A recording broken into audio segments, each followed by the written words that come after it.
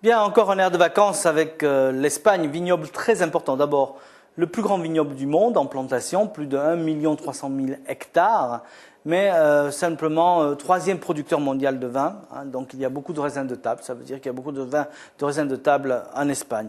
Consommation autour de 36 litres par an par habitant, donc le vin a une place importante. Le vignoble s'est implanté là par les Romains, phéniciens dans la région d'Andalousie, il y a fort longtemps, mais ce sont les Romains qui ont développé le vignoble dans toute l'Espagne. Pour les cépages, on a le cépage le plus planté au monde, qui est l'Airén, 450 000 hectares, rien que pour ce cépage, qui donne des vins blancs de qualité moyenne, il faut dire.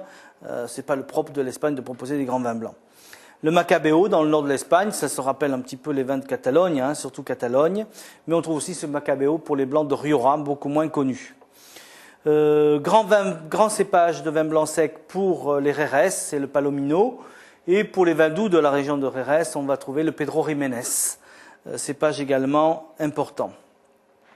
Le Xarel·lo, qui est le cépage qui va servir à faire les vins effervescents, qu'on appelle les cava. Il n'y a pas de champagne en Espagne, c'est du cava, donc dans la région de Catalogne. Le Muscat, Moscatel, en Espagne, qui est le vin doux qu'on va trouver tout le long des côtes méditerranéennes, plusieurs reprises, de la Catalogne à Valence, à Murcia, jusqu'à Montilla et Andalousie. Pour les rouges, c'est surtout le Grenache, Garnacha, qui domine avec 250 000 hectares sur tous les vignobles. Sans aucune exception, le Grenache est installé partout en Espagne. On va trouver également le cépage Monastrell, qui est l'équivalent du Mourvèdre français, donc qui donne des vins de caractère assez puissants, épicés, des vins plutôt riches, peu riches en acidité en général. Le Bobal, qui donne des vins rouges légers et fruités, fraîcheur, c'est surtout un cépage qu'on va trouver dans la région de Valence. Le Mencia, qui est un cépage de qualité qu'on va trouver dans la région de Galice, plus exactement. Et le Tempranillo, qui est pour moi le plus grand cépage espagnol, qui va suivre tout le long du Douro, en partant de l'Aragon. On va le retrouver en Rioja, Ribera del Duero, on va le trouver en Castilla y León, dans la région de Toro également, donc jusqu'à la frontière portugaise.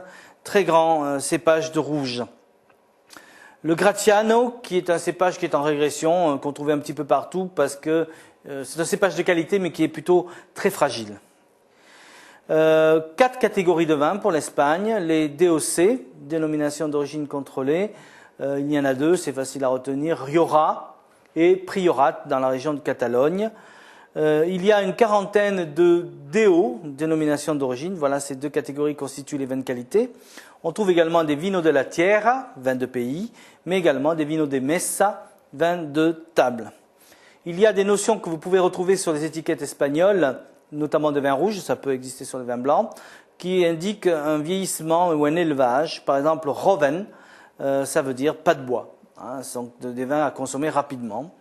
Des vins de crianza. Crianza, ce sont des vins qui ont fait 6 mois de fût minimum et qui sont commercialisés 2 ans après la vendange.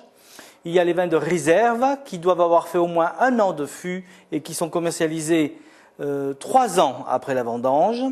Et enfin les grands réservats qui ont fait au moins 2 ans de fût et qui sont commercialisés 5 ans après la vendange, pas avant 5 ans après la vendange, ce qui permet d'avoir des vins de grande maturité à la dégustation, mais qui sont aussi des vins à fort potentiel. Alors voilà l'Espagne, dominée par les grands vins rouges surtout, quelques vins effervescents, quelques vins blancs. Voilà.